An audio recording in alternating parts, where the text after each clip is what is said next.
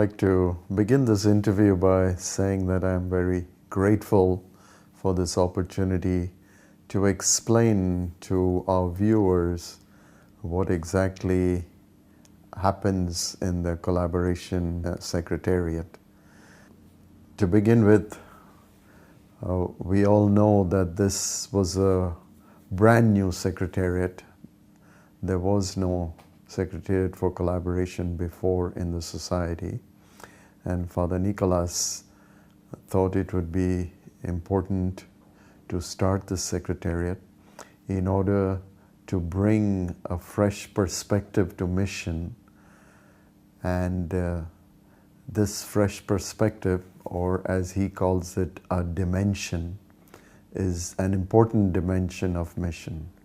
So I am the first secretary, and so it was initially a little bit difficult to get this mission moving because there was nothing, no documentation, and there was no literature available.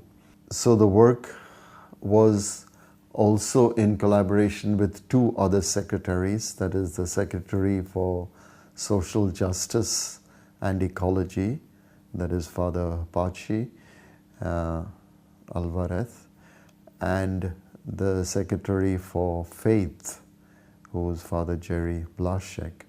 So the three of us represented the three dimensions of mission that Father General was keen to highlight in the work of the society.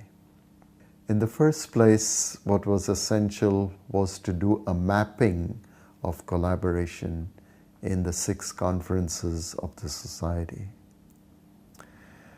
This fortunately had already begun because Father General had some years ago requested all the provinces to send in information about collaboration in their respective provinces.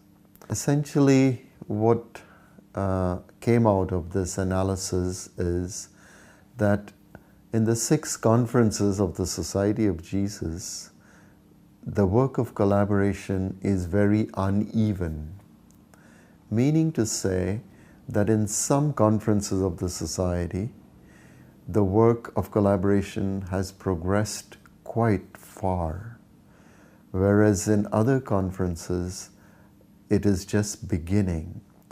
And so we are at different stages of development of this vision of collaboration. So in 3 conferences, I think the collaboration vision has been implemented rather strongly and successfully. That is in the United States, the Conference of Europe, and the Conference of Latin America. In the Conference of Asia Pacific, it is uneven there because in parts of the province, as in Australia and the Philippines, for example, also in Japan and Korea, collaboration has evolved quite well and has reached quite an advanced stage. But in other parts of Asia Pacific, it is still needs to be strengthened, as for example in Timor-Leste, or in Cambodia, or in Vietnam, or even in China. In South Asia, we have a very large number of Jesuits. As we know, there are 4,000 Jesuits, so that is considered a growth area in the society. And so also Africa, which has about 1,500 Jesuits, also a great number of those are very young Jesuits in training. And both of these conferences, where the growth is rather large, perhaps need to strengthen this collaboration vision a lot more, because these young men, Jesuits who are in training, will be the ones who will carry this vision into the future of the Society of Jesus. As a result, I thought it would be more valuable to the Secretariat and also to the Society, of course, if I would focus on these two conferences. Generally, across the 6 conferences, there has been an openness to receiving this vision of Father General, and there has been a willingness to learn what exactly they could do better for the sake of mission.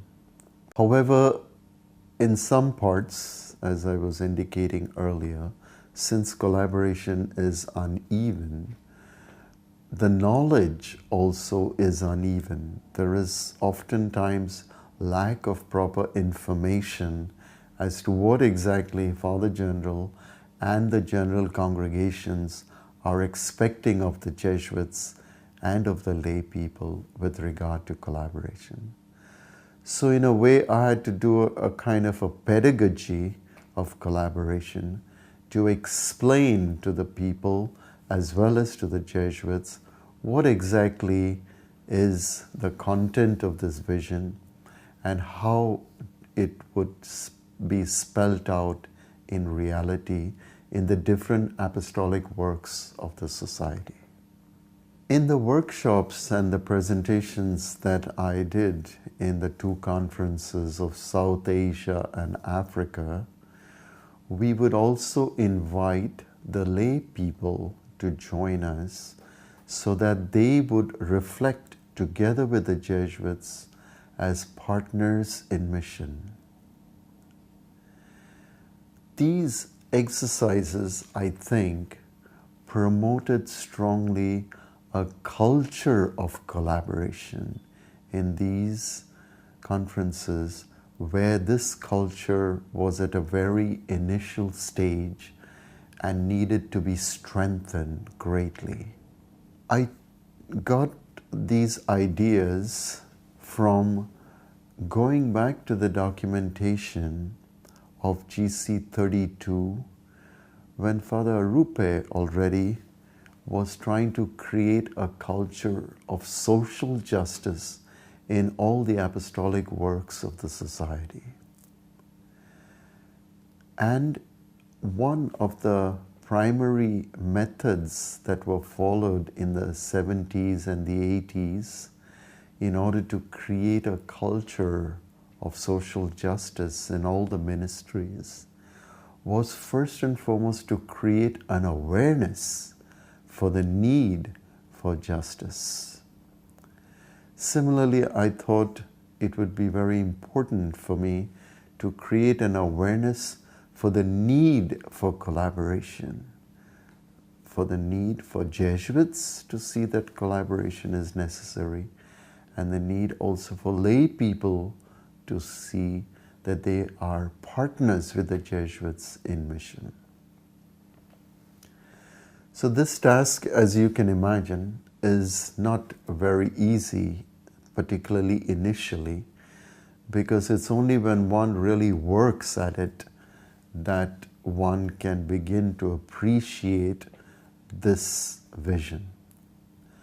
Therefore, in the workshops, what I would try to do with the lay people as well as the Jesuits was to concretely take whatever ministry they are involved in, as for example, education or pastoral work or social justice or formation or whatever, and reflect concretely and see what kinds of collaborative steps could be concretely taken by these ministries in order to strengthen the culture of collaboration in their provinces or in the conference or in the ministries of the conference. These exercises, I must confess, were very rich and very fruitful.